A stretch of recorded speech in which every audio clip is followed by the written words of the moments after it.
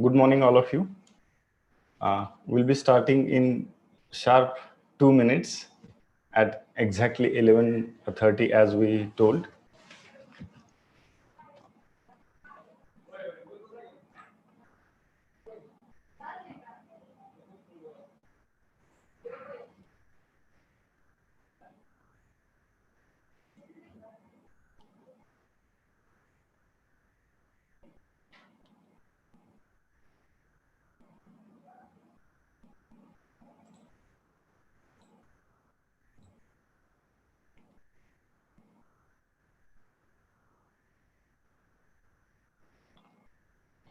Power sir and Bhopale madam, you are host now.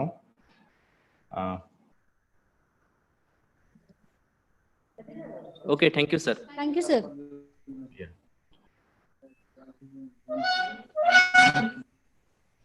तुम्ही ready आहे ना त्यांचं इंट्रोडक्शन द्यायला?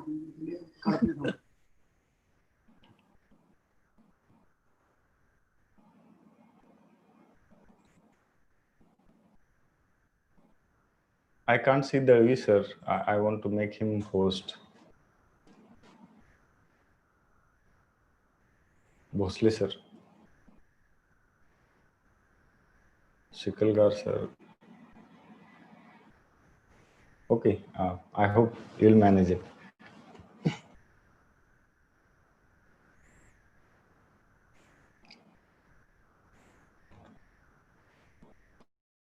After 2 minutes, we'll stop admitting people to Zoom and so that there won't be any kind of a distraction.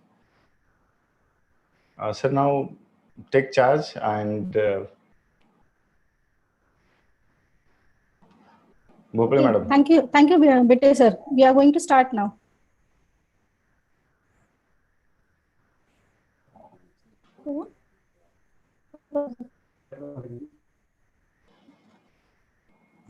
Good morning, everybody. Welcome you all in the last session and third day of this national webinar on intellectual property rights and e-content development. For the last session, today we have Dr. Vishwanath Bite from Rajaram College, Kolhapur, our own colleague, very enthusiastic and young, energetic, techno-savvy person. I want to like to give a chance to Katre sir to introduce our today's guest of honor, Bite sir.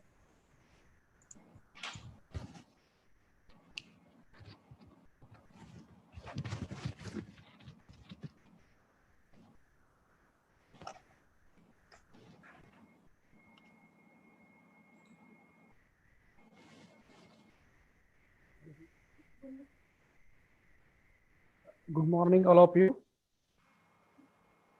I would like to introduce our today's speaker, Dr. Vishwanath Bite. He is working in Govt of Maharashtra's college, Rajaram College, Kolhapur, since last 10 years. His keen interest in translation, photography, web designing, content creation, and he also started a YouTube channels to reach beyond classroom walls. He edited 6 research books. He is a teacher of Shivaji University Kolhapur and Mumbai University Mumbai. Along with teaching learning activities in the college, he is coordinator of competitive exam guidance cell and he is associate NCC officer, Criterion and Galaxy journals. Thank you.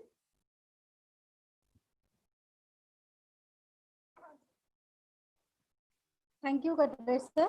Now, I would like to request Bite sir to start with his session. Bite sir, start with your session. Sir, Yes, sure. you, Thank you. Thank you very much. So without any further ado, we are going to start with the session today. I think it's exactly the time. And first of all, let me congratulate and welcome all the people for this webinar, or 3 days webinar. Today is the last day. So we are going to talk about e-content development today. I'm skipping these slides because I'm already introduced. So first of all, let us see what are the things that we are going to see in today's session. We'll be talking about what is e-content and a little introduction about e-content, because there are a lot many misconceptions or maybe misinformations about e-content and tools to develop e-contents, and that is what I'm going to shed light on today. We also will be talking about education technology and lifelong learning. Lifelong learning is very much important in today's situation, especially, or in the days to come.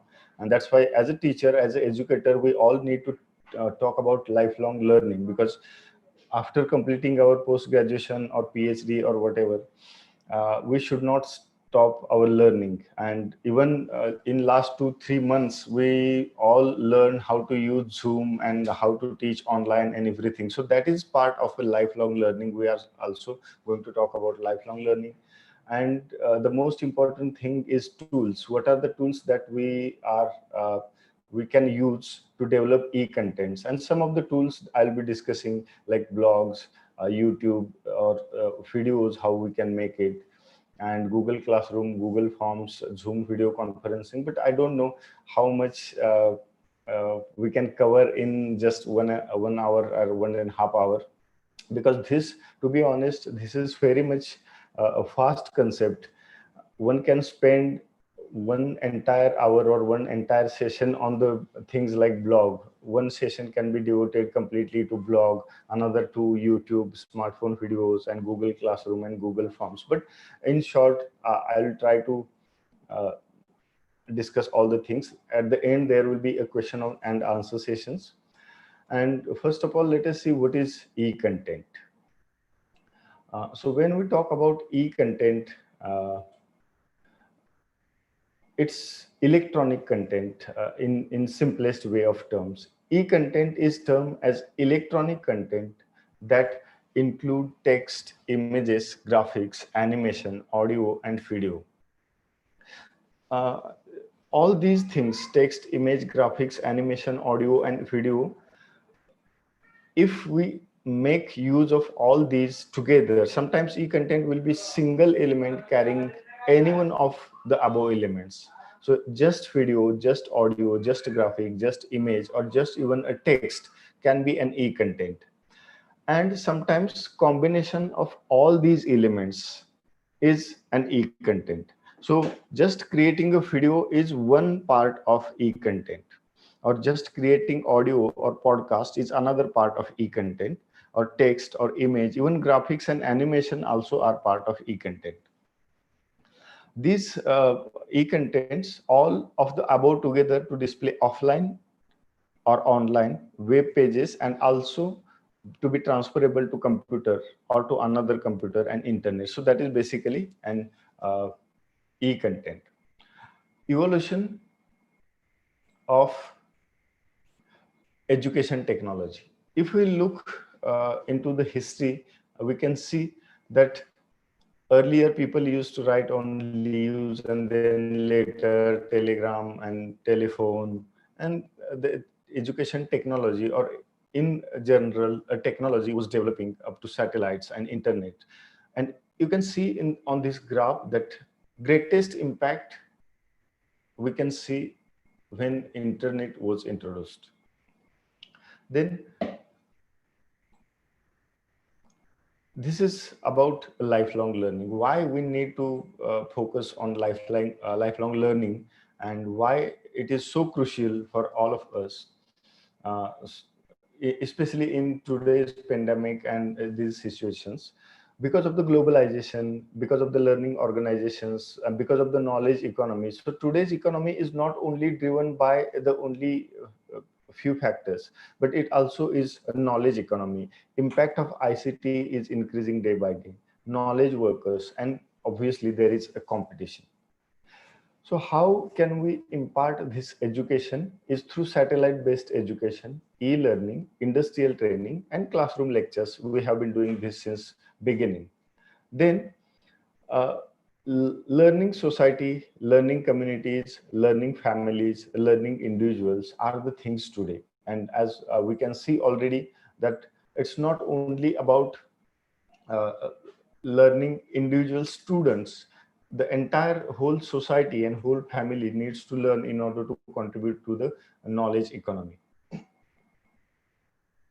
And in almost all my presentations, in almost everywhere, I share this quote, and there is a reason because many of you people might be knowing Warren Buffett.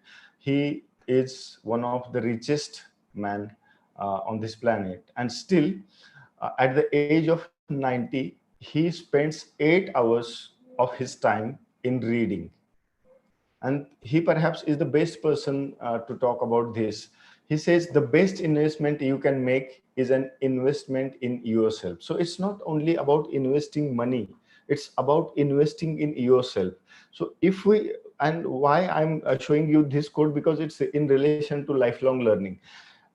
When we stop our formal education, and beyond that, we should not stop our education at any cost. We should be learning, we should be investing in ourselves, we should be learning new skills. And that's why he says the more you learn, the more you will earn. As a teacher, we all are teachers, and there are some to be teachers. There are students who registered for this webinar and they are watching. And this is message for all the teachers, that the more you learn new skills, new technologies, new ways, new pedagogy, new ways of teaching, you will earn more respect of your students. You will earn more higher positions or the promotions, whatever it is. And it does not only apply to the money, but it applies to the life. And that's why this is my favorite quote. That's why I thought I should share with you people. Okay, let's talk about the next things, and that is teaching aids will change, and they have been changing since beginning. Earlier it was just a blackboard, and then OHP, TV or VCRs that we used to play in classrooms, and now LCD, PC, whiteboard. And even beyond that, today we are teaching and learning through this technology. Online teaching and learning is already introduced, and maybe in the days to come, this also will change, and we should be prepared for that change also. So what is multimedia learning system? When we talk about multimedia or this learning system, the concept is the virtual teacher within a virtual classroom environment. So like right now, you all people are in a virtual environment, virtual classroom environment. I am in a different space. This also is a virtual space, and through the virtual medium, we are interacting, we are imparting education. And many people right now, because of this pandemic, because of this lockdown, are stuck at home, and teachers are teaching their students with this multimedia technology. So what are the parts of this multimedia technology? It is intelligent learning management system. So like MOOCs, Moodles, we'll be talking a little about that also in this presentation. But today's education is being imparted through a web-based education. There is this virtual teacher, then there is this computer. Through computer, we are distributing, sharing e-contents, which is interactive, included multimedia, and obviously there is intelligence, artificial intelligence too, that is also involved in the procedure.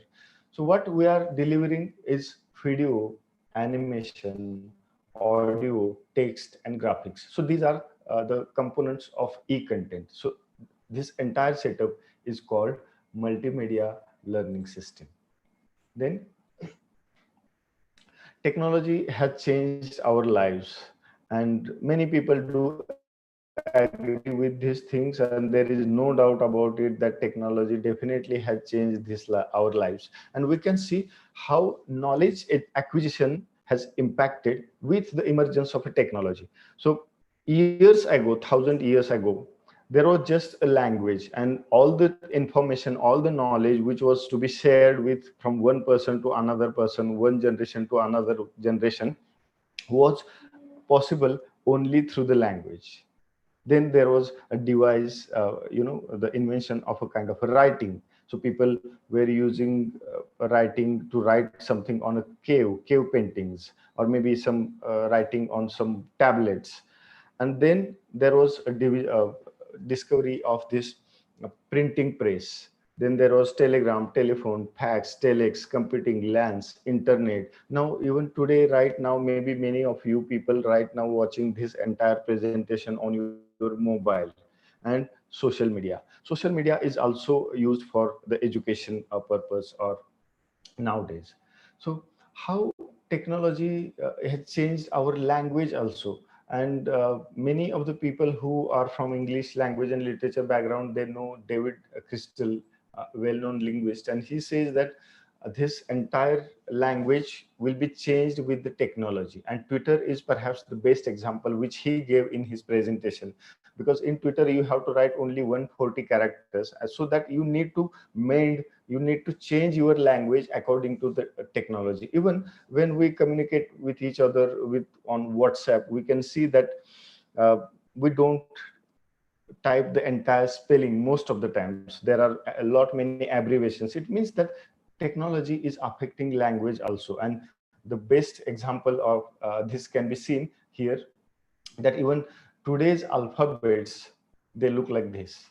And A for Apple, B for Bluetooth, chat, download, email. I'm not going to read the entire list. Maybe if you are interested, you can pull a screenshot or something and we'll go ahead, because we don't have that much of a time today. Okay, so this is the communication timeline I just talked about. Then this communication timeline, which you can see, is kind of an incomplete communication timeline, because from the beginning, people used to write on this some walls, some rocks, and from that you can see even up to YouTube and Twitter. Many of the people right now watching this session on YouTube, Twitter, and even furthermore, it definitely will be changed. So as an educator in the field of education, we need to learn, or we need to cope up with this entire changing scenario, that how can we better make use of this technology and social media and everything to impart education to our students. And as you can see, today's students today's situation is like this. From the moment they are born, we always keep sharing this kind of information with devices with the people, and this is today's scenario we can see. And what is the current trend when we are talking about e-content? We need to understand what is the current trend, what is going on right now in e-content throughout the world. And let me very quickly show you, rethink how you use ICT for more engaging contents. So just creating one content and delivering that, it's not e-content. Practically it is e-content, but it's not effective e-content. So what we can do is we need to rethink of using ICT for engaging content, because if students are not engaged to the entire presentation or entire topic, entire content that you are giving, then it's of no use. And the best example I would like to give you all you people is that we all are teachers, right? And maybe at some point in last 2-3 months, we might have organized some webinars or something like this, FDP or something similar to that. Even this example, this webinar, there are 3,800 participants who register, and you can see how many people actually turn up. And the reason is this, because everyone is just interested in it. But until and unless we make that engaging content, people won't be interested. Just imagine for a second, if this is what happens, that 4,000 people register and only 1,000 people turn up and actually learn something, and other only collect certificates. Imagine the same situation in our classroom. We have 100 students, and out of them, they won't learn. The teaching learning procedure is futile if our e-content is not engaging. It's not according to their demand. We should develop that kind of a content. ICT based applications with specific medium for learning takes place. And today, what can be used and what people are using, let me tell you that ICT based application plus blog is used in developing e-content.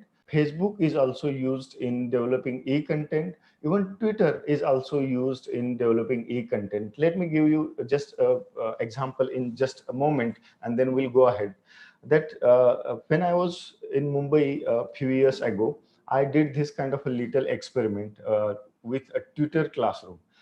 This may be even today, it's kind of a new concept and people do not make use of it. But as an educator, we can do that. Even a Facebook group, if you form a specific kind of a Facebook group for your students, and just to give an idea, I have one Facebook group called SETNet in English literature. Those who are aspirants, they can join this, and almost 9,000 students join that group. So because people are, even today's students, our students, they are very much interested in social media. So let's get to the social media to deliver that e-content so that it will be more effective. If they are on Instagram, if they are on Twitter, we need to think in different ways. Maybe people from education field who are watching this, they would see that there is lot much to do research on all these things and how effective these tools are. ICT-based application plus YouTube and Google Hangout can also be used. What are the tools? Okay, so we in the beginning we talked about what is e-content and why e-content is important and how we can effectively make it useful. Now we will talk about what are the tools to create e-contents, because to be honest, when we attend some webinars or FDP or something like that, there is this kind of a problem that we are taught very few tools. Like I have attended many e-content development webinars and seminars and all that. So what happens is the people teach you only about how to edit video, how to shoot video, how to record video and audio. In the very beginning, we saw the definition of e-content. Video and audio just is one part of the e-content. It's not e-content in a complete sense. It is just one part. So as a teacher, if I want to develop e-content, what are the tools that I can use? And that is what we are going to see, and how to make sure that chosen tools are up to date. That also is very much relevant question, because if I make use of certain tool and it's outdated, nobody uses that, and it's outdated, then there is no use of doing that. And that's why this picture will definitely help you. Let me talk a little about this, and then maybe if you want, uh, you can also kind of pull a screenshot if you want, and then let's talk about this central circle in red. That may I request other co-hosts so to ask or maybe remove some people who are not very much uh, in a position to show their video, but still they are sharing their videos. Okay, sir. Okay. Maybe those who are in very comfortable position, and let them their video be on. But if someone is not very much in a position to share videos, but still all the people are watching, it's embarrassing. Okay, let me continue. Sorry for the disturbance. Sorry, sir. We will be checking it. Okay. In the middle circle, you can see that YouTube, PowerPoint presentation, Google, even Twitter, I just talked about, and LinkedIn, Google Docs or Google Apps. This is Microsoft Word, WordPress, Slack, Zoom, and these are the top 10 tools. Because as a teacher, sometimes we get confused that, okay, I want to develop e-content. Teachers or maybe my college is asking me to develop e-content, or maybe somebody else is asking me to develop e-contents for my school, for my students. But what are the tools that I need to use? And that's where this comes in. This list is compiled by Jane Hart, and this list is the result of 12th annual digital learning tool survey. She is the professor in education, and she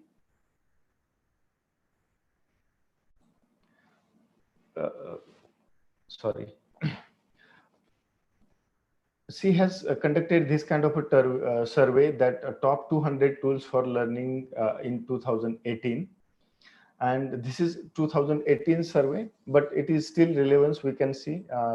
Then after this middle circle, you can see that there is another circle, and which is top 100 apps for developing e-contents. And here in the teaching learning procedure, you can see, I'm not going to read all the 100 and all the things here right now, but maybe you if you want, you can pull a screenshot and you can watch it later, or maybe you can contact me later. We'll talk about it. We'll go to the next slide.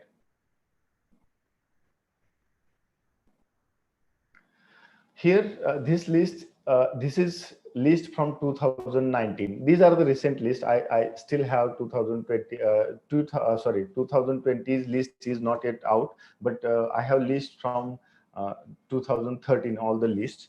And why it is important to check all these lists is only because so that we can still be relevant. We can still be kind of relevant in using tools for e-content development. And this YouTube, Google, everything is almost same. The only thing that has changed is Wiki has entered into the scene, top 10 tools.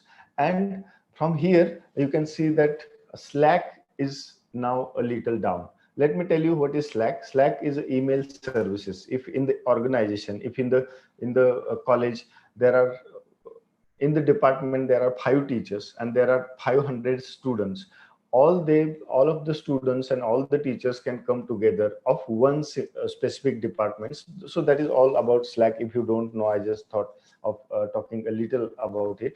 And I personally have used many of these, even up to 60, even some of the applications that are not in up to 60, they are in 100. You can see 81 to 100 G Suite is there, and nowadays all the educational institutions are using G Suite. There is this Google Hangout, you can see a Premiere Pro, Photoshop, and all kind of even Outlook is there.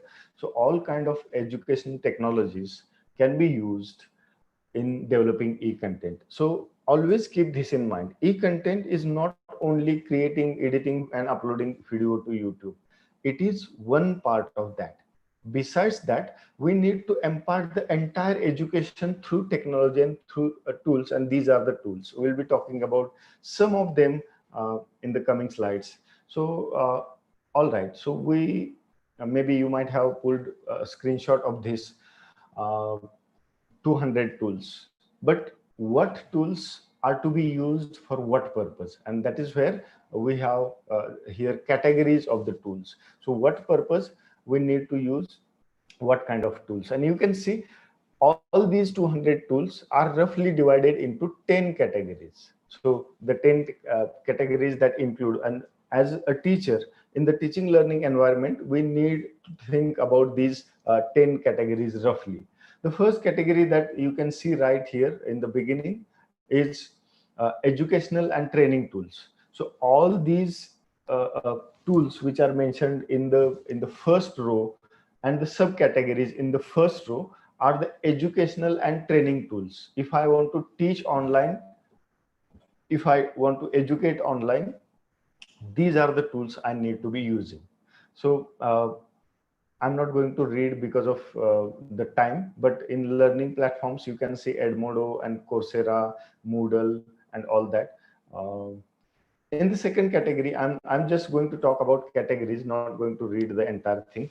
Video, audio, image, and tools. So you will see all these, this row: photo tools, audio tools, video tools, animation and movie making tools, screen capture and screen recording tools. These are the video, audio, and image tools. Then communication tools. So in order to communicate with students, in order to engage with students, what are the tools that we need to be using as an educator, as a teacher? So messaging tool, webinar and web meeting tools, and there are Black channel, audience response tools, and survey tools. Then there is fourth category called networking and collaboration platforms. So public social networks, private social networking, and private collaboration platforms. These are the first 4 categories. There are more categories that we are going to see. And here you can see web, blogging, and wiki tools. So as a teacher, if we want to start a blog or wiki, then what are the tools that we can use? And this is the list.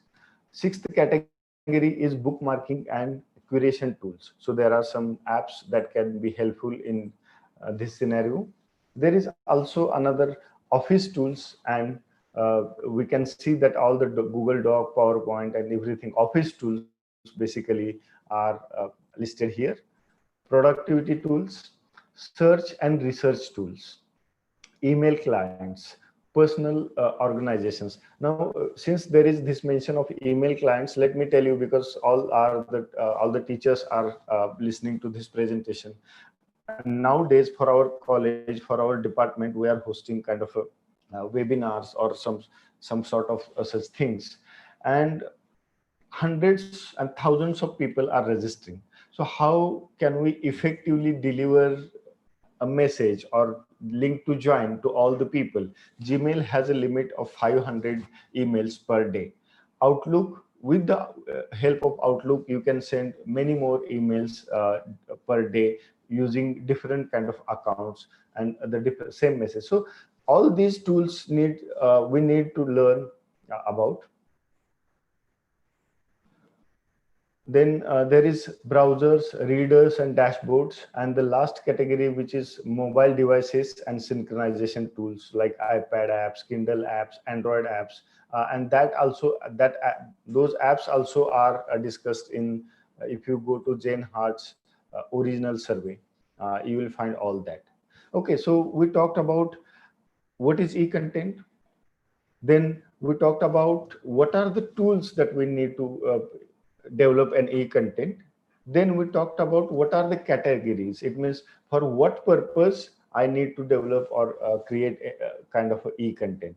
Then this, you can see, today we expect our teachers and students, everybody in the field of education, to do all these things: record and edit video, record and edit audio, read class contents, annotate, and use all kind of technology and multimedia at the same time. So this expectation is not only from teachers, it's also expected from students, because they are the part of this entire ecosystem of e-learning.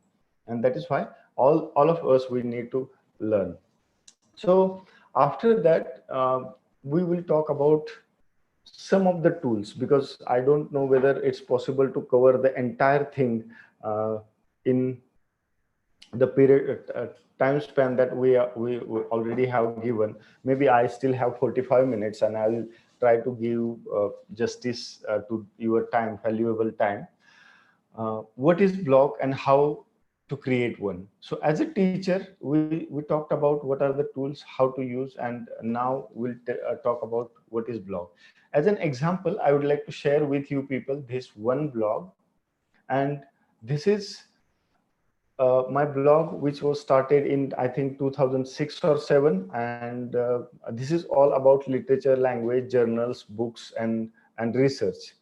Then let me go about the next. Yeah. So what is blog basically? Usually kept by one person who will regularly post comments, thoughts, experiences, etc. to a web page, creating a community around common topic. You might have seen that the blog which I just said, it's about one community of one common topic. If we start posting on blog as a teacher, everything like politics and education, our topics, everything, no one will be interested in following your kind of a blog. So that is why you need to create a blog which is very specific for a reason. May consist of written text only, or include pictures, photos, audios, and videos. Readers can post comments if allowed. On the blog, the readers can be allowed to post comments. The screenshot which I just shared, this is the blog address of that blog. Then here, what are the different types of blogs we'll talk about? Edu blogs, blogs related to education, which covers a wide range of topics related to all the sorts like education, from educational policies to learners productions, can be set up by a teacher, which is called a tutor blog. And in a moment, I'll be showing you my own tutor blog. Then even individual student blogs can also be set up. We can ask our students to create a blog and write. If I'm teaching, for example, microbiology or space science, English literature, whatever it is, then I can ask my student to write whatever he reads or whatever he learns, write about his thoughts on a blog. So this way we are giving kind of exposure to our students also. E-content is all comprising. It's not only one way we create it and students just access it. It's not like that. We can also create a class blog for the entire class. If we have 100 students, 50 students, or just 10 students, we can create one blog. We can allow blog sharing so that all the students, including teachers, all can post in the same place. So if we are discussing one particular play of Shakespeare, for the example I'm telling you, then all the students, whatever they learn, whatever they read anywhere on the internet, or can share it there, or maybe discuss about it. And this is how class blog also can be set. This is my another blog, which is a tutor blog. I'm going to show you. It's in very brief. You can see that on this blog. Let me show you. As a teacher, we all can create such kind of a blog. Since let me tell you what this purpose of this blog is: on English literature, language, linguistics, and almost everything. So it's about, because I teach all these things, and that's why it's about almost everything which is related to what I teach. And here what students can expect is notes on criticism, drama, fiction, language, poetry, study notes, creative writing, MPSC and UPSC, SET, NET, etc., and even research. So all my students, whatever, as a teacher, whatever all that I'm teaching is organized in these tabs. If anybody is interested only in competitive exams and MPSC and UPSC, they will just click here, and all the posts that I have posted on this blog throughout the years will be visible to that person, only that much. Let me tell you, you can also go on internet and check this blog. Let me once again share this blog address, vishwanathbite.wordpress.com, and you can see more than 3,000 students are following that blog. 3,000 students is almost capacity of a college. And this is the beauty of being able to deliver e-content, because you can obviously reach beyond the walls of classroom, and you even students from other countries are also following this blog. As a teacher, why I'm telling you this is because as a teacher, we need to be more influential. Our presence on the entire web needs to be influential. And that is why I talked about this. Let's talk about how you people can do it. Tutor blog. So first thing that we just talked about, I just shared, was a tutor blog. And let me tell you once again in very brief, provides learners with new comments, extra reading, practice, homework, summary of the class for students who are absent, and study tips. All these kind of things can be shared on a blog which is created by teacher, which is called teacher blog. Student blog. So how can student go about developing a student blog? Is learners can be asked to set up and maintain their own blogs and post once or twice a week, or post comments on others, and by doing this they will learn from each other. Class blog, as I told you, all the learners post comments on certain topics, on class work, or any issue the teacher thinks interesting or relevant to learners. And why? Provide a real world tool to practice written English. We provide a real world tool because this blog is very much useful for that. Provide a real audience for student writing. Number of times what happens is that we ask our students to write an assignment. or maybe something else. And many of the students, because I'm teacher of English communication skills and all that, and I see that in this class where there are 361 students, and if we give some kind of assignment to them, they just copy from each other, and that's all. But here, if we ask them to come on and write something on a blog, they cannot do the same thing. Maybe there is a possibility, but there is a better chances that we can check whether it's not plagiarized, whether it's copied or not. So giving this exposure, by doing just this one thing, we are enabling our students for the future education. And that is why even this kind of activities for our students are very much useful. Meaningful and purposeful activity, it is obviously contact learners from other parts of the world. I just talked about it. I'm not going to talk about it again. So how we can go about creating our own blog? There are a number of free blog sites available. You don't need to pay anything. Just go on these sites and sign up and create your own blog. It is as simple as that. And some of the blogger sites are blogger.com, wordpress.org, or wordpress.com. You can go there and you can create your own blog, like I just talked about.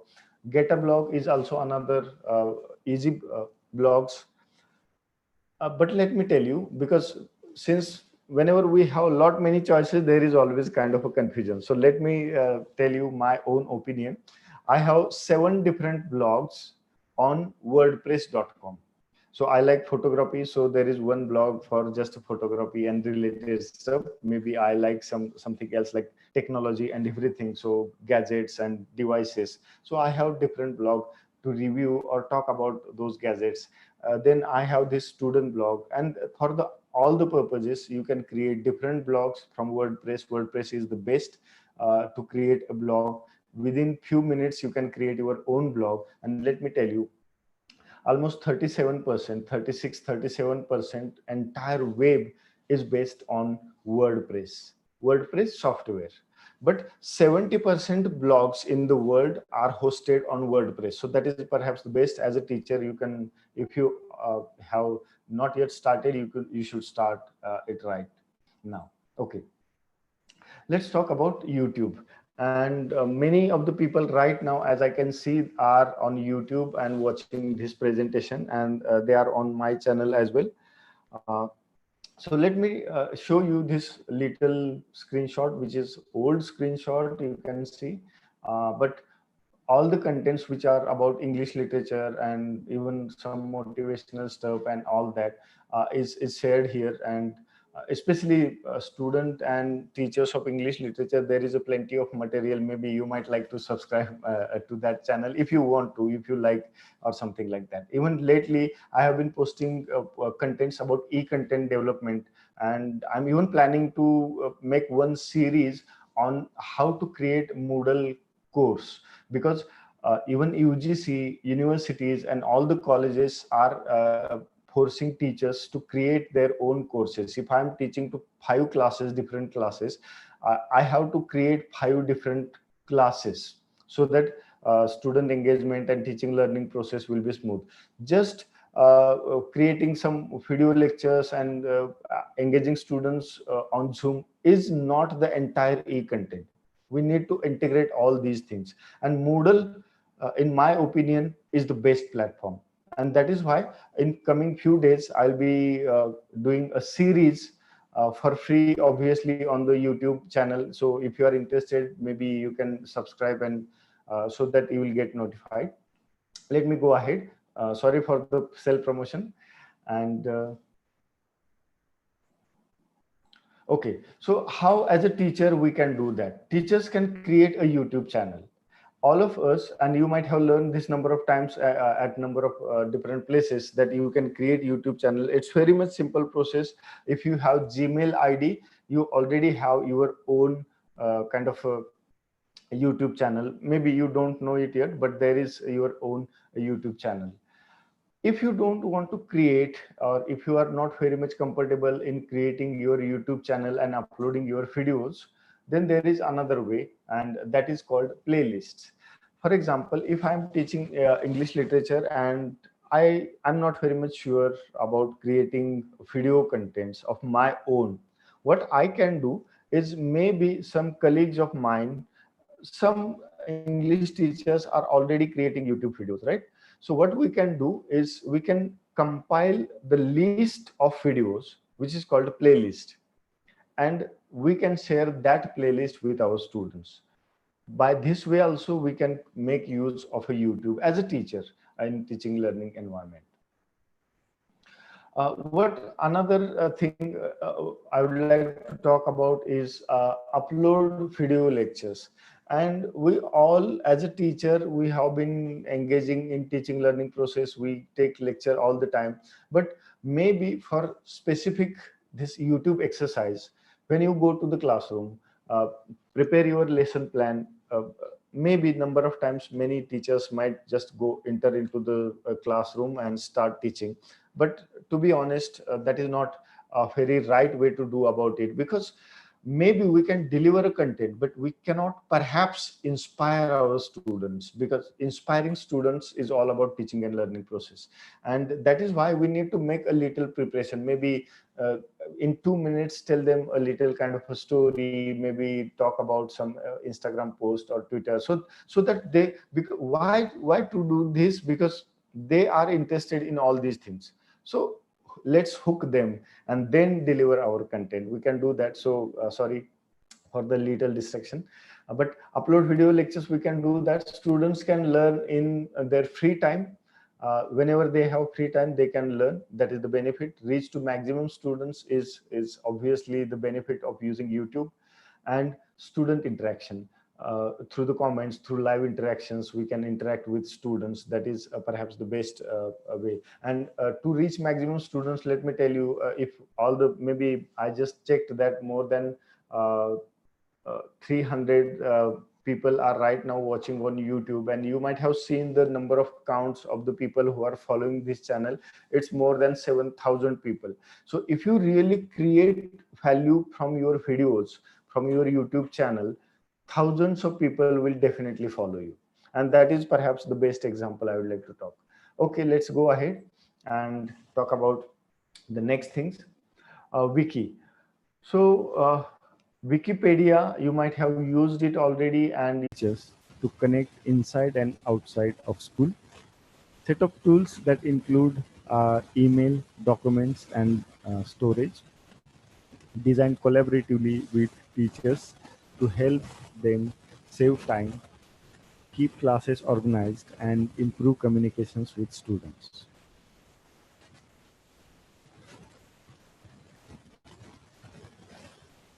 What is it? It is kind of a learning management system developed by Google and all that, but I believe that it's better to go and do that practically. So I'm sharing another browser screen.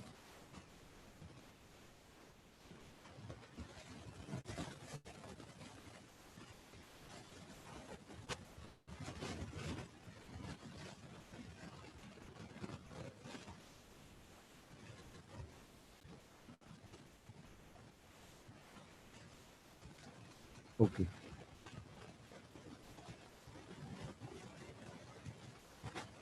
All right. So we are here in the browser, and now what are the different ways through which we can create Google Classroom? So the first thing is, what we can do is, you can see some dots here. Three. When you are logged in or signed in, then you can just go here and find the classroom. So this is one way of doing it. Let me tell you another way of doing the same thing. You just type classroom and classroom.google.com. From the web browser, you can also go to Google Classroom to create a Google Classroom, or to access all the Google Classrooms that you have. Then this is my page. I already have some of the classrooms which are created, and let me tell you very little about eContent development. Now there is a classroom about it. There is a course actually, and the course participants are enrolled. Some of them are enrolled here. It's competitive for competitive exam and all sort of your classes. You can create a different kind of classroom. So today, in this session, right now, I'm going to tell very quickly about how you can create your own classroom. So just click on this plus sign, and as if you are student, you are telling your students how to join classroom. There are these two options: either join or create classroom. So create class, just click on create class and just accept terms and conditions. Let me tell you what is written here. Is if you are an educational institute, school or university, you can avail benefit of G Suite for education, and which is completely free. So any college, any education institute can avail this facility of G Suite for education, which is completely free, and you can create any number of classrooms. So we'll just hit continue for this presentation sake, and here you just type any kind of name to your class. So I'll just type ABC just for the demonstration. Then if there is some section of that class, you can write it. If there are some subjects that needs to be added, you can write it that also. If it is English or anything like if there is a room number you want to say, you can do that. I'll just write English.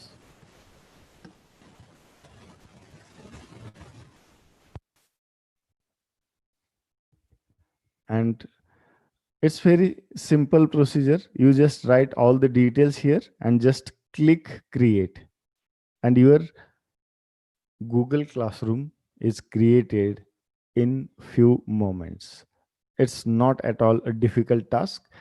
In very easy manner, you can create your own Google Classroom, and it may take a little a while, a, a minute or something, to create a classroom. And now you can see that it's already created. This classroom is already created, and here you can change this entire class or name its name. You can upload a different kind of a theme. You can upload your own group photo of your class. You can do that also. Besides that, when you create a classroom, you need to show that kind of a classroom code so that you can join your students. The next step is joining students. So how do we go about it? Just click on class code and display. This is the display button. You can see mouse here. Just click on that and class code will be displayed. So if you already are in a classroom and if you enter this code, you will be joining in this ABC class, which we just created. So this is just for an example I'm telling you. That is how classroom can be created. But now, how can we update that classroom? So if you click here, this is, we are in stream right now. There is another tab, another option, which is called classwork. Just click on that.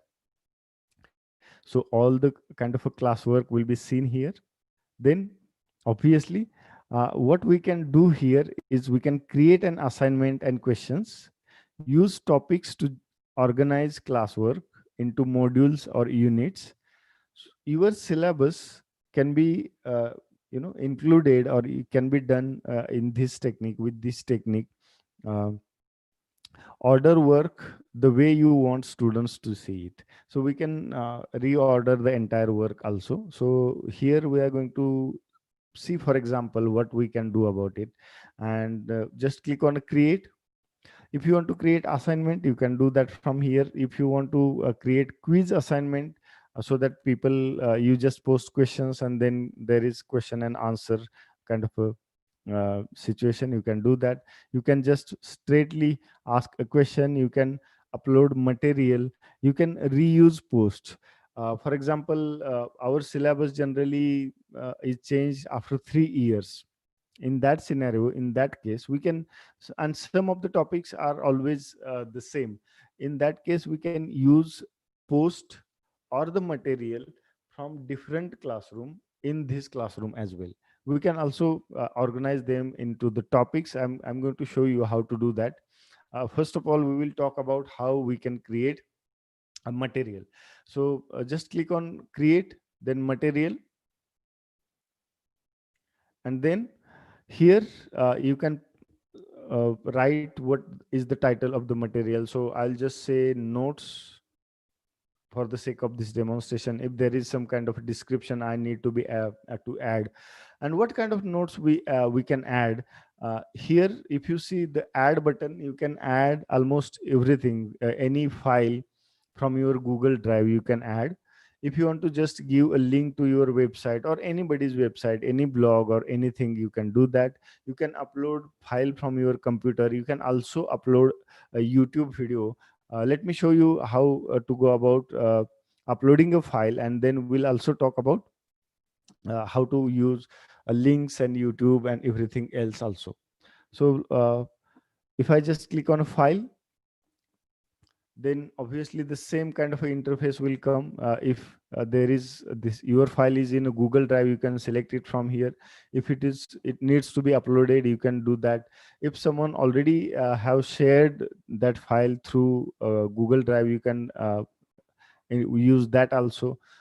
And some of the files that you recently used can also be used in uploading that. So I'll just say upload from your device. Just make sure that you select your file, open it with that, and just a random file I'm just uploading here, and just click on upload. That file will be uploaded in your material. You already have given name, it's notes, like something like that. And if you want to organize this, for example, if this is module 1, so I'll just type it module 1 and post it. So when we post this material, we can see that this is automatically now under the title module 1.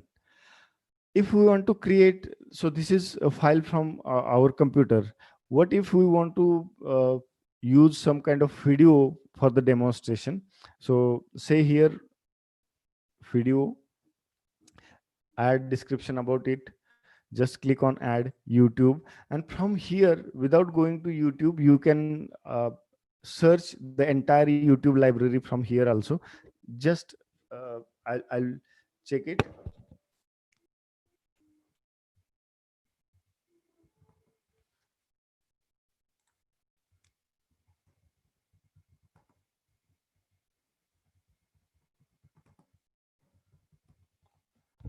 I just typed eContent development webinar just for the demonstration purpose and search here. So the entire YouTube will be searched from here only. And even you can see this, the first result that comes is eContent development webinar, which I had hosted and posted on YouTube. So if I want to add this video, just click on add button and it will be added. Now this I want to include in the same module 1, or maybe I need to create another topic like module 2. So I can do that, and then we can create this module 1, module 2. I'll just show you how to create an assignment. And okay, it's the same thing. Assignment, and maybe assignment 1, I'll say. If there are some instructions like read this and then answer these questions, or maybe do this assignment in a specific way, if there are some kind of such suggestions that you want to give to your students, you can do that from here. And if you want them to watch video and then complete this assignment, you can add that video. If you want to if you want them to read some PDF file or notes and then do that assignment, you can do that. If you want them to visit some website, read that their article and then do that, you can do that. So for the demonstration purpose, I'm just keeping it blank. You can do that. I'll just say submit, and that's all. Here we have lot many options. Here you can change points and marks. So maybe this is by default for 100 marks. I'll change it to 10 marks, because most of the universities, colleges, they have 10 marks for the internal examinations. So 10. And when is the due date? So we can select a due date. So maybe 1 month from now, or 10 days from now, 3 days from now, 1 week from now, I want to set some kind of a date, especially including a time. So date and time is a due date selected. So all the students who submit assignment after this date or this time will be marked as a late. Then what is topic? So now, because this is assignment, we need to change the topic. So I'll say assignment and assign. Now your Google Classroom will look like this. All your assignments, even if you add more assignments, all your assignments will be under one heading. All your topics and units under module 2 will be under module 2. Or we can organize this classroom in this way. This is just a simple kind of a demonstration I just wanted to talk about. When student click on this kind of assignment, few assignment, then you can also see that how many students handed it, how many students are yet to submit their assignments, and all that. So basically this is all about creating Google Classroom for your own. And you can also give marks from here to the students. Since there is no student in this classroom, we cannot do that right now. But if there were, you can easily just give marks and complete the assignment.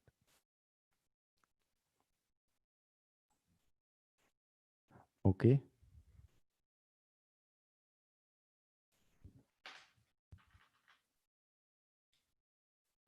There is, let's go back to the previous slide. Okay. So I won't be spending much time on the theoretical details now, because we already have seen it practically. So I'll just keep those slides. Then we'll talk next about Google Forms. And I believe that many people right now are using Google Forms for collecting registrations and even collecting feedbacks. So this is the assignment flow we just talked about. So what happens is that we, as a teacher, create an assignment, we give it to students, then student obviously, when submitted, teacher can grade the students assignment, and then students see their grades and can edit their work. So this is basically the workflow of assignment. Then Google Forms, again, it's going to be a kind of a little theoretical thing. That's why I don't know how much time is left. 5 to 7 minutes. Yes, So sir. let's not. Yes, sir. Right? Okay. Yes, sir. Okay. So I think it's time now we should move to question answers instead of all these.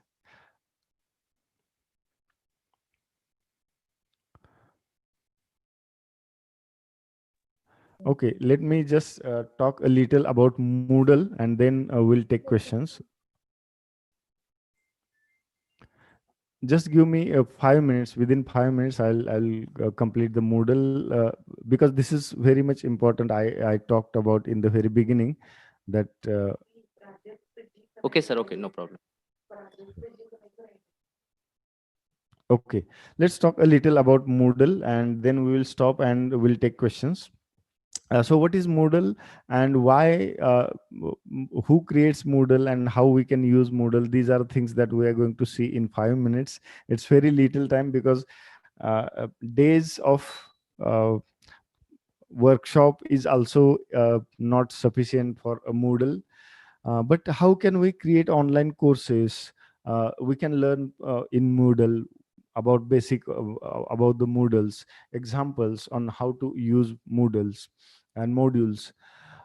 It's kind of an online community, and we also are going to see what it is exactly. So this is basically their website, moodle.org. And let me tell you, there are teachers, all the teachers in this presentation right now. And let me tell you, Moodle can be used uh, as a course management system. You can see Moodle is a course management system, and it is free, open source software. So if you see, I already have installed Moodle on my personal website so that I can create my own courses and all that. Any educational institute, any college, any university can install this Moodle platform, which is obviously free, on their website, and all the teachers uh, can create their own courses for free on your college website only. So if your college website is, for example, rajaramcollege.edu is our college website. If that is the example, then moodle.rajaramcollege will be the website where all the students can come and they access courses of all the teachers. All the teachers can create these kind of courses for free. So this is very much important, and which is perhaps the need of an hour, instead of just other tools and talking about audios and videos and everything. I think we all should be talking about Moodles more, and that is why I'm going to create a kind of a live video series on a Moodle and how to create courses and all that. Okay, let's talk a little more about why teachers might want to share with peers information on the contents that we create. If we create kind of a content in Moodle, it's obviously free. It's built by the community. If there is any problem, there is any issue, because this is open source software, there are people who will help you for free, and there is no need for any other things. So what is kind of a course management system, and what we can do through the Moodle is we can first of all see what is Moodle. Modular, object oriented, dynamic learning environment. It is modular, it is object oriented. So whatever the objects that you want to share, it can be done with this, and it's dynamic learning environment. You can keep changing it if you want. You can it gets evolved. Very recently, in last month, Moodle has released their latest version, and they keep updating it, because there are a lot many people who are simultaneously working on developing Moodle. And that is where obviously uh, we can make use of this free software, moodle.org. Go on moodle.org, download that software, install it on your college website, and that's done. um, some of the definitions and all that stuff, I'm not going to go into that because we don't have that much of a time. Then it's free, open source, freedom of choice. It's completely free, no payment is required, no coding is required, and we can all use that. Maybe if you people are interested, I just talked a while ago, let me announce it at the end also. On this channel, where almost more than 1,000 people right now are watching on YouTube live streaming, I'll be doing a series on how to develop Moodle course on my YouTube channel. It's completely free from, and obviously college is going to organize this entire thing. Uh, so if you are interested, you may stay tuned. So, madam, now I think we can start with the questions. If there are some questions on Zoom and YouTube, please read it for me. Yes, sir. Thank you so much, sir. There are only, I think, 3 of the questions over there. The first question is there a link which has to be provided to students before they can join a Google Classroom? Google Classroom can be joined in 2 ways. One, I just talked about in the very beginning, that we can share a classroom code, and that classroom code can be shared obviously with the students, and by just adding that classroom code, they can join. That's one way. There is another way of doing that. If we all have email IDs of our students, we can manually, as a teacher, we can add students to our classroom. Yes. Thank you so much, sir.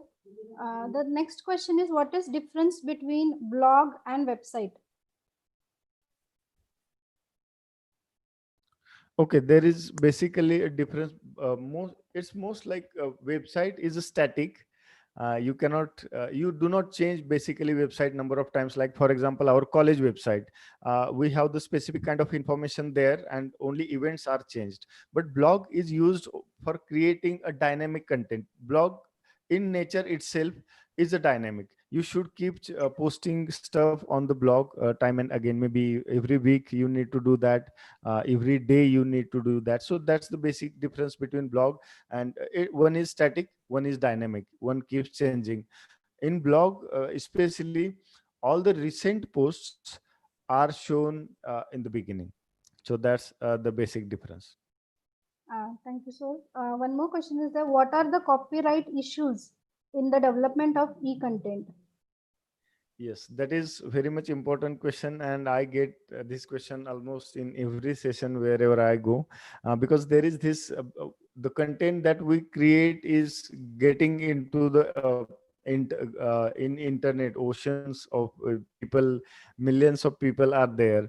So how to protect if I create some content, e-content, and how to protect that e-content? So obviously there is this copyright law, licensing. If you post a licensing on your blog or your e-content that you have developed, so it's understood that people won't be using that. Even if they use, they will properly cite you, they will properly give due credit to you. So that's the only one thing. But again, see, uh, uh, locks are for gentlemen, not for thieves.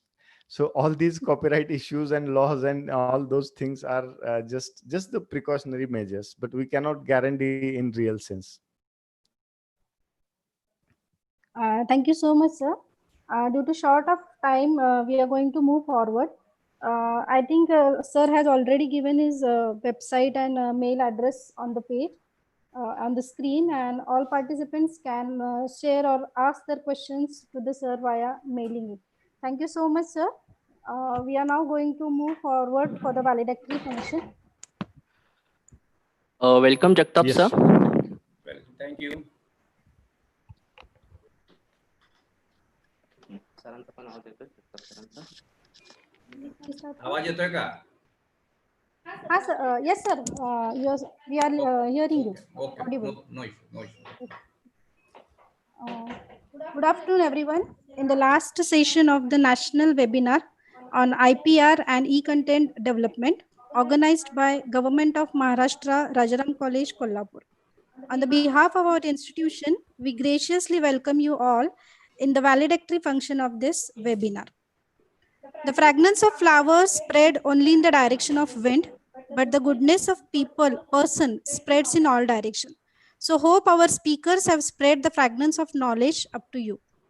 Today we have honorable guest Dr. Sanjay Jagtap sir, Joint Director Higher Education, Panvel, Principal of our college, Dr. A.S. Kimnar sir. I would like to request Dalvi sir to introduce our chief guest, Dr. Sanjay Jagtap sir. Dalvi sir. Good afternoon to everyone. It gives me immense pleasure to introduce the chief guest of today's valedictory function. Am I audible, sir? Yeah. Yes, you are. Okay. Today's chief guest of this valedictory function is Dr. Sanjay Jagtap, sir. Jagtap, sir, actually does not need any introduction in the field of higher education. Still, it's a formality and I would go ahead with that. Jagtap, sir, is currently serving as a Joint Director of Higher Education Department in the Panvel region. Before this, he also held the responsibility of Joint Director Higher Education Amravati region. Sir has more than 27 years of teaching experience. He's very well published. He has published more than 25 papers and number of books. He has been invited as a guest lecturer in number of seminars and workshops. In the professional experience, sir has been a member of Board of Studies in Forensic Science in Shivaji University, Kolhapur, as well as RSTM Nagpur University. He was also a member of Board of Studies in the Forensic Science in Dr. Babasaheb Ambedkar Marathwada University. Sir has been a member of a minor research project scrutiny committee of Mumbai University. and he was also a member of New College Proposal Scrutiny Committee. Sir is a member editor of World Journal of Pharmaceutical Sciences. Jagtap sir has worked as a state coordinator of RUSA.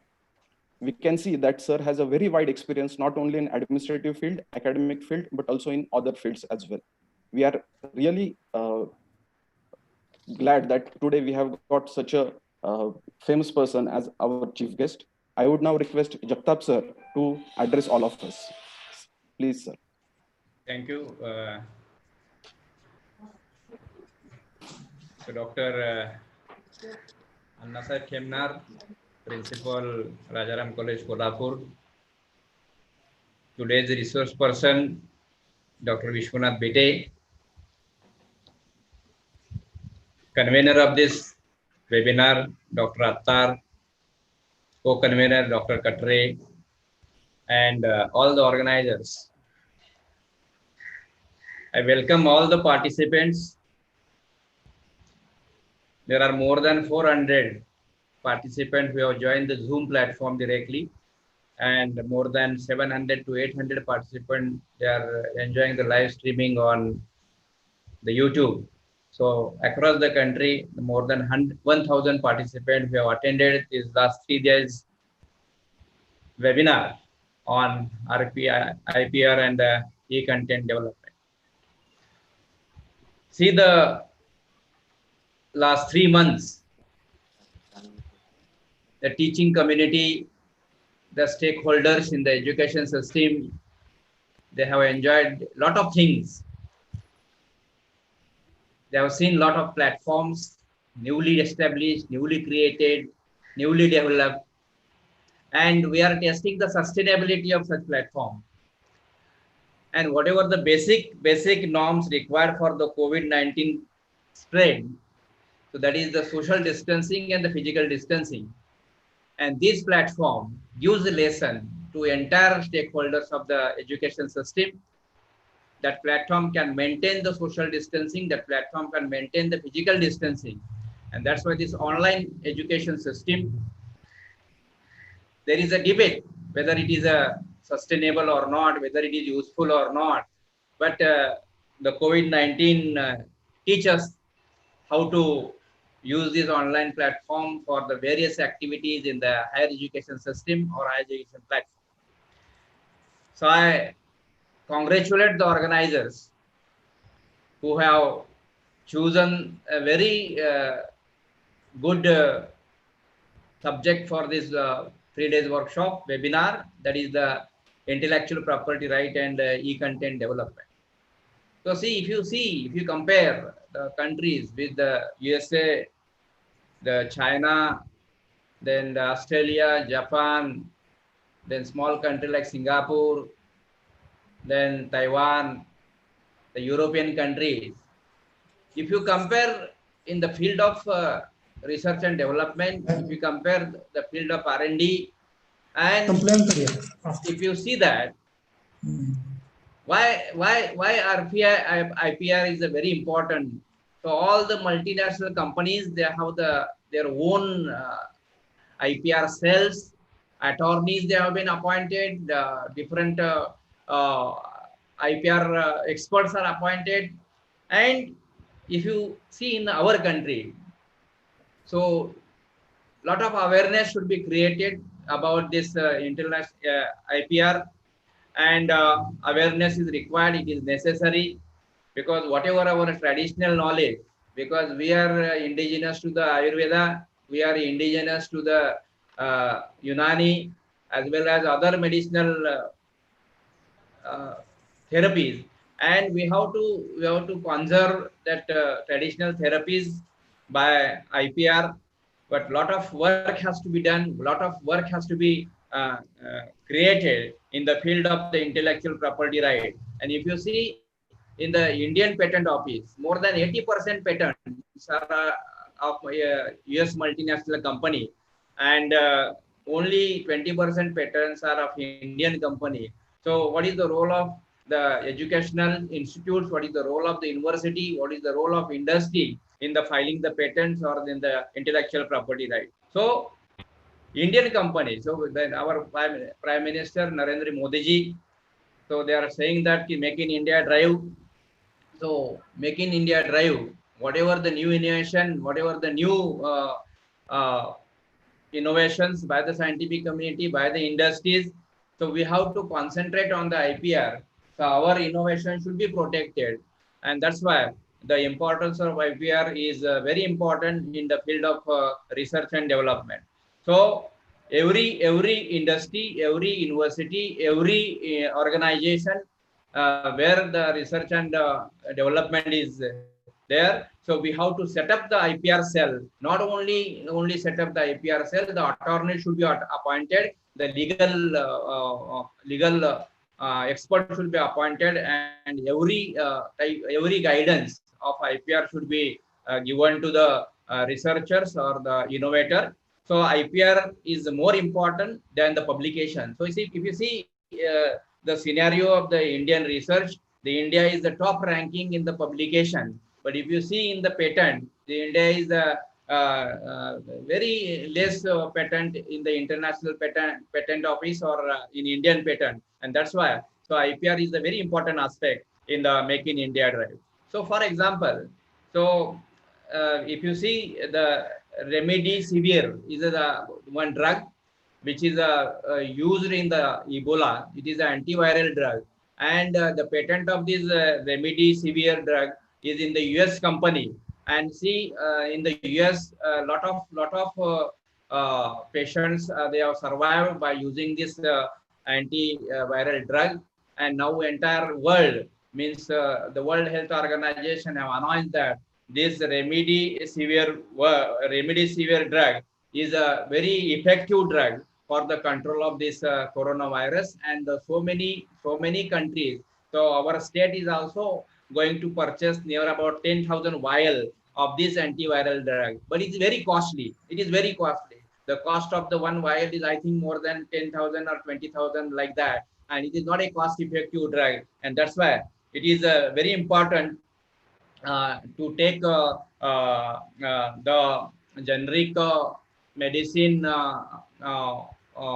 generic medicine from that company, and that can be produced in the India itself, and it is very important. So see why the remdesivir drug, it is patented drug. So unless and until the permission that that company you should avail, you should not produce this drug indigenously by the Indian company. So what is how the role of IPR is very important in the pharmaceutical industry. So it is very important. Then if you see the second aspect of your today's webinar, that is the e-content development. E-content development, it was introduced by the University Grant Commission or MHRD in the 6th Pay Commission in the 4th Amendment in 2016 by awarding the 10 marks for the every 4-quadrant e-content development. So Swayam is the another platform developed by the University Grant Commission. The MOOC is the another platform. So the Swayam and the MOOC, these are the platform for the online courses, 1 week course or 1 month course or 6 months course or 1 year course.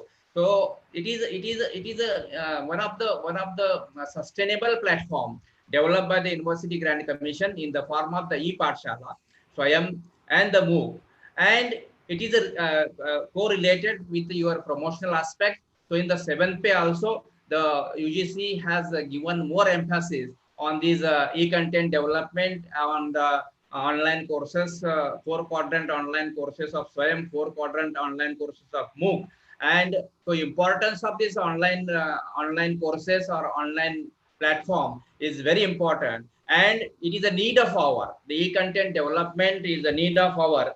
And I have to thank Mr. Dr. Bite, because we have organized one workshop at Palghar, and for the Palghar platform, more than 1,200 participants across the country were attended. So it is a very, very good platform of e-development, e-content development. So see, COVID-19, a pandemic teaches the lesson to use online platform for the teaching learning mode. So now we all are engaged in the teaching learning methodology. All the schools, all the colleges, all the junior colleges, all the classes, they are involved this teaching learning mode by the online mode. So it is a testing era. It is a testing era. We have not confirmed yet. In the future, we have to use this online platform, or we have to use the online education system. So appropriate online platform as per the demographic requirement, because if you see the spread of this disease in the urban areas, the spread is more containment zone in the urban area, less containment zone in the rural area, and the spread of disease in the rural area is very limited. So whether we are able to apply this online system in the rural area, but we can use in the rural area by keeping the physical distancing, by avoiding the crowd, by avoiding the other activities. We can start the colleges, we can start the school in the rural area. So different demographic requirement is different. So online education, online platform, and it can be feasible in the city area where population density is more. And in such area, so we have directed, the government of Maharashtra has directed all the university across the Maharashtra to find out the modalities and how we can start the education from the month of August as per direction of the University Grant Commission. And every university should be ready with the academic calendar from the month of August, and how we can carry forward our curriculum, which platform can be useful, what kind of methodology we have to adopt. So such kind of directions are given by the government of Maharashtra to the concerned university, and university along with their board of studies, along with their other members, they are trying to develop such type of action taken report for entire year of 2020-2021. So by keeping all these facts together, by keeping the physical distancing, by keeping the social distancing, so number of platforms, maybe the Dr. Bite has enlighten you people about this platform. Even though the WebEx, Namaste India, Zoom, Microsoft Teams, Facebook Live, Telegram, WhatsApp, email, SMS, Bluetooth, then Relay Studio, live streaming, educational channel, and smart board. So these are some platforms available. We are not yet confirmed which platform is suitable, but as per the need of every college, as per need of every demographic area, we can use this platform. Plenty amount of educational platforms are available. And there is again concern in the rural area. There is no connectivity of internet. There is no the smartphones, or there is no laptops. There is no other material required for this online education system. It is there. It is the concerns are there. But we can overcome this shortcoming, and we can carry forward along with this COVID-19, because we don't have how much time is required to control this COVID-19. And that's why we have to move forward with the challenges developed by the COVID-19, and we have to use such type of sustainable platform in the era of the higher education system, which is affordable, which is cost effective, which is adaptable, which is adaptable for the stakeholders, and which is sustainable. Okay, so we have to develop the new era of the higher education system on the basis of this new platform of the education, online platform of the education. And we see, so this webinar, you are organizing this webinar for last 3 days without spending anything. It is free of cost available, and more than 1,000 people, they are enjoying last 3 days. So if you see the other workshops organization in the past, so lot of preparation has to be done, and arrangements and sitting arrangements, and their breakfast arrangement, their other arrangement, material arrangement. So we have to take a lot of pain. But see, this platform gives with a cost-effective measure, and without spending the money. without spending lot of energy, we can arrange lot of people, we can connect lot of people together for such type of online webinar. And it is very effective tool in the upcoming education system, and we have to adapt this online education system, we have to adapt this online platform. And it is a very a dynamic and progressive steps taken by this Rajaram College Kolhapur to organize such type of wonderful workshop and to create the awareness of the such type of e-development content and the importance of the intellectual property right, which is needed for our country's researcher, it is needed for our educational researcher, or it is needed for the industrial researcher. So once again, I am thankful to organizers who have invited me for this occasion of concluding section. Congratulations to all participants across the country. More than 1,000 participants who have attended this workshop for last 3 days, and which makes this workshop fruitful by enjoying the 3 sessions of the resource person. It is this workshop make the teachers practically sustainable, and with this I can conclude myself. And once again, I can thankful to Principal Rajaram College Kolhapur and the organizers Rajaram College Kolhapur. So thank you very much. Thank you. Thank you so much, sir, for your valuable guidance and covering entire scenario of this national webinar and different online platforms and pandemic condition that we are going through. Thank you so much, sir. Now we are with us our Honorable Principal, Dr. A.S. Khemnar, sir.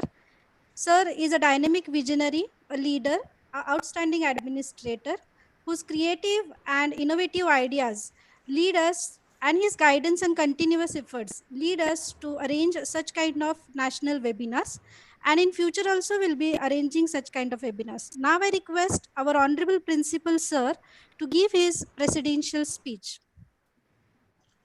Good afternoon, all dear participants, those who have participated in this 3 days webinar. Friends, since last 3 days, we have organized 3 sessions. Particularly on the first day, Dr.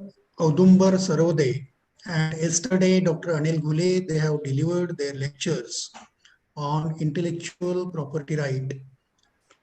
Today, my colleague, Dr. Vishwanath Bite, he has delivered a lecture on eContent development. Friends, today we have a very great personality with us, who is my very close friend, Dr. Sanjay Jagtap. Hi, Sanjay. He is working as a joint director in Panvel region, Mumbai. I hope all these 3 resource persons, they have showered their thoughts in their lectures that they have delivered. The knowledge which we have gained will indeed beneficial for all of us in our days to come, in our day-to-day curriculum, and will be used as a pathfinder in future. I hope you must have enjoyed all these 3 lectures which are given by our very well-known resource persons. Friends, it is a time that we are facing now since last 3 months. As 2 days before, I have told you that in this pandemic situation, we have to keep update ourselves. Even hereafter, in days to come, we have to keep ourselves updated regularly and disseminate our knowledge to our students and for the upliftment of common man in the society as well. Friends, in last 3 days, you must have enjoyed all the lectures. We are again going to organize a 4 days webinar in the area of life science. I hope you will be definitely joined our webinar, which we are going to arrange in days to come. Once again, as a principal of Rajaram College, Kolhapur, I thank you very much. I must thank my colleagues, those who have taken a lot of efforts to organize this webinar regularly, particularly in various disciplines, in various subjects. They are continuously taking efforts, particularly the organizing committee, Dr. Katre, Dr. Attar, Dr. Bhople, Dr. Pawar, and all my colleagues. They are taking a lot of efforts to organize such activities in college regularly. Once again, I thank you very much. I thanks all participants for participating in this webinar.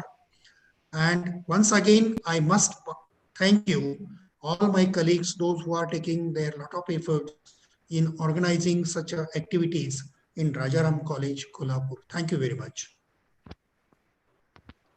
Thank you. Thank you so much, sir. Now I request Dr. Y.C. Attar, Madam, Organizing Secretary of this national webinar, to give vote of thanks. Good afternoon to all.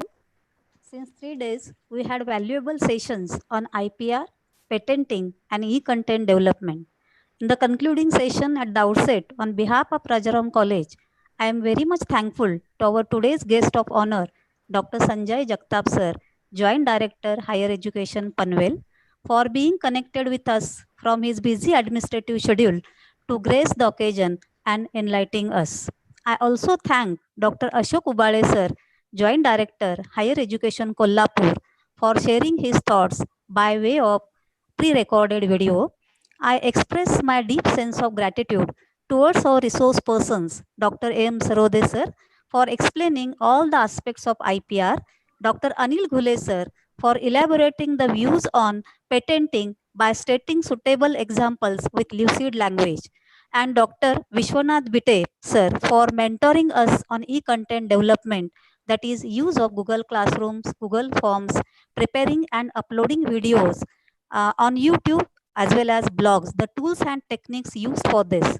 So all these thoughts will surely boost our minds and have shown us a new path in self-development with resource generation. A special mention to our respected principal, Dr. S. Khemna Sir, for being a catalyst that stimulated us to do our best and standing as pillars of strength. With a deep sense of appreciation, I thank members of organizing committee, Dr. Katre Sir, convener of this webinar, Dr. Lata Bhople, anchor of this webinar, who worked behind the scene to make this event a success.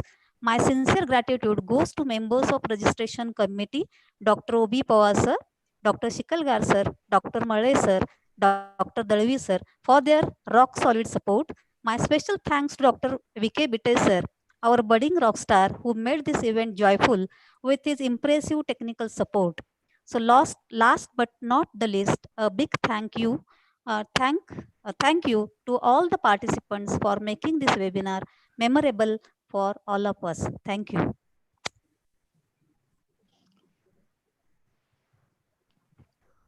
Thank you. Thank you so Thank much, you. ma'am. Now I request Bite Sir to announce for the certificates and feedback links. Yes. Hello, Bite Sir. Yes, obviously. This is just a request to all the participants who are continuously asking for feedback link and certificates. We already have shared some links in Zoom chat as well as in YouTube live stream. But there is a possibility that one link will expire. As we know that with Google Form, if we connect that with Certify.am, which generates automatic certificates, and many people, hundreds of them, already have received their certificates. If you see that feedback link is not working, don't panic, don't worry. Tonight, no one is going to ask you for this certificate. Wait for 24 hours. That's how Google Form works. And the same link can be used after 24 hours. And you can download your certificates. We will be sharing all these links. We have created multiple links for certificate generation so that you can download your own certificate. We are sharing all these links in Telegram group, which was created for this entire webinar. If you are yet to join that Telegram group, I already have sent you one email in the very beginning to join that Telegram group. Go back and join that Telegram group so that you get all the links and you will get all the certificates. Even after 24 hours, you are not able to get your certificate, try different links. We have created multiple links. You will get certificate. Even still there is a problem, you can contact me after a couple of days. I will see that you will get your certificate. Each and every person who is attending this event for 3 days and have registered will definitely get all e-certificates. Thank you. That is the little announcement. Just don't panic for certificates. You will definitely get it. Yes, I think it's time now. With the permission of Honorable Joint Director Sanjay Jagtap sir and our beloved principal Dr. Anna Sahib Khemnar, now I would like to declare that this 3 days event is over, and we'll stop now. Shall we, sir? Okay. Thank you, sir.